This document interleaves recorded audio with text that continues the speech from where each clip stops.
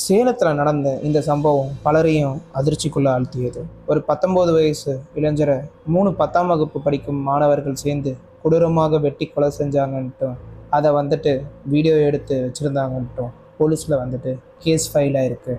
ஆனால் இந்த கேஸில் ரொம்ப டிஸ்டர்பிங்கான விஷயம் என்னென்னா, அந்த 3 பேரும் ஒருத்தருக்கு ஒருத்தர் தெரிஞ்சவங்க அப்படின்றது வெளியே வந்திருக்குது. தெரிஞ்சவங்க ஃப்ரெண்ட்ஸ் அப்படின்னு இருக்கும்போது ஏன் இந்த மர்டர் நடந்தது, வாங்க முழுசாக பார்க்கலாம்.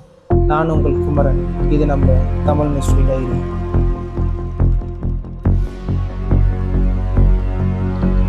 சேலம் மாவட்டம் சில்நாய்க்கன்பட்டி பகுதியை சேர்ந்த 19 வயசு கோகுல் 10ஆம் வகுப்பு வரை படிச்சிருக்காருன்ட்டும், அதுக்கப்புறம் மேற்கொண்டு படிக்காமல் வீட்டில் இருந்ததாகவும் கூறப்படுகிறது. அந்த நேரத்தில் சேலம் மணியூர் பகுதியை சேர்ந்த 3 மாணவர்களோட பழக்கம் ஏற்பட்டிருக்கிறது.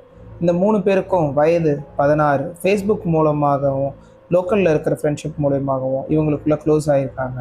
அதுக்கப்புறம் அடிக்கடி வெளியே பார்த்துக்கிறதும் பேசுகிறதும் நேரத்தை கழிக்கிறதும் இப்படி ஒரு குரூப்பாக மூவ் பண்ண ஆரம்பிச்சிருக்கிறாங்க.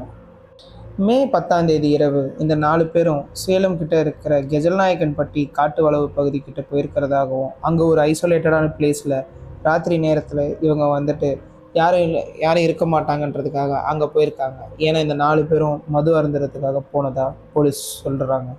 அதிகமான போதையில் இருந்ததாகவும், முதல்ல சாதாரணமாக மீட்டிங்காக ஆரம்பித்தது கடைசியில் கொஞ்சம் கொஞ்சமாக சுச்சுவேஷன் மாறினதாகவும் போலீஸ் சொல்கிறாங்க. இந்த கேஸோட பிரச்சனை என்னென்னா, இதோட கன்ஃபியூஷன்ஸ் எல்லாமே ஒரு கன்ஃபியூஷனை நோக்கி மட்டும்தான் இருக்குது. ஏன்னா இந்த 3 மாணவர்களுக்கும் கோகுலை கொலை செஞ்சதுக்கு சொல்லப்படுற காரணம் ஒருத்தரும் ஒரு விதமாக சொல்கிறாங்க.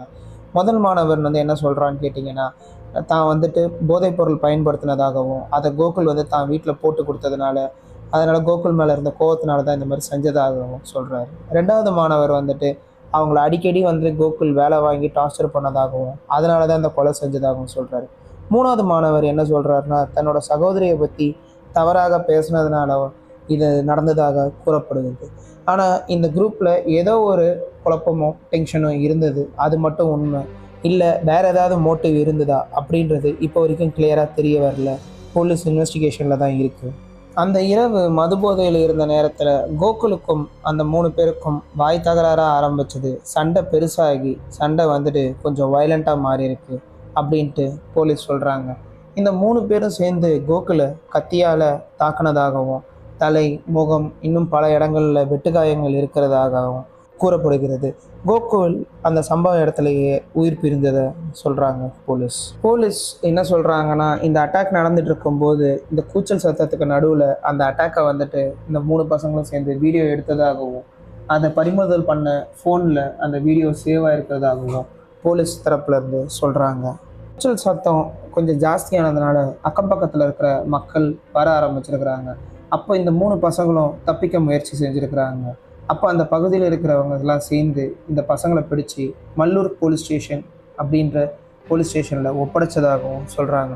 போலீஸ் உடனே அந்த சம்பவ இடத்துக்கு கோகுலோட பாடியை மீட்டெடுத்து சேலம் அரசு மருத்துவமனையில் அட்டாப்சிக்கு அனுப்பிச்சதற்காங்க. இந்த கேஸ் இன்வெஸ்டிகேஷனில் இருக்கிறதுனாலையும், இந்த கைது செய்யப்பட்ட 3 மாணவர்களோட வயசு 18 வயசு கீழேன்றதுனாலையும் இவங்களை இப்போதைக்கு சிறுவர் சீர்திருத்த பள்ளியில் வச்சிருக்கிறதாகவும், சட்டப்படி அவங்களுக்கு 18 வயசு ஆனதுக்கப்புறம் பெரியவங்க இருக்கிற சிறைக்கு இவங்க அனுப்பப்படுவாங்கன்ட்டும் சட்ட ஆலோசகர்கள் வெளியே பேசிக்கிறாங்க. ஆனால் இந்த கேஸில் எனக்கு சில கேள்விகள் இருக்குது. அந்த பசங்களுக்கு கத்தி எப்படி கிடச்சிது? முன்கூட்டியே திட்டமா, இல்லை அது ஒரு திடீர் கோபமா, என்ன காரணமாக இருக்கும்? இந்த விஷயங்கள் இன்னும் முழுசாக கிளியர் ஆகலை. இந்த இன்வெஸ்டிகேஷன் முழுசாக முடியும் போது மட்டுமே நிறைய விஷயங்கள் வெளியே வரும். ஏன்னா அன்றைக்கி இரவு அப்படி என்ன அந்த இடத்துல ஒரு வயலண்ட்டான ஆர்கியூமெண்ட் நடந்தது, அந்த 4 பசங்களோட வாழ்க்கையை இவ்வளோ தூரம் மாற்றிருக்கு அப்படின்றது போலீஸோட இன்வெஸ்டிகேஷனில் தான் முழுசாக தெரியும். இந்த மாதிரி கேஸ்களை பார்க்கணுன்னா நீங்கள் கமெண்ட்டில் சொல்லுங்கள். மேலும் இந்த மாதிரி உண்மையான க்ரைம் ஸ்டோரிஸ் பார்க்க நம்ம சேனலை சப்ஸ்கிரைப் பண்ணிக்கோங்க.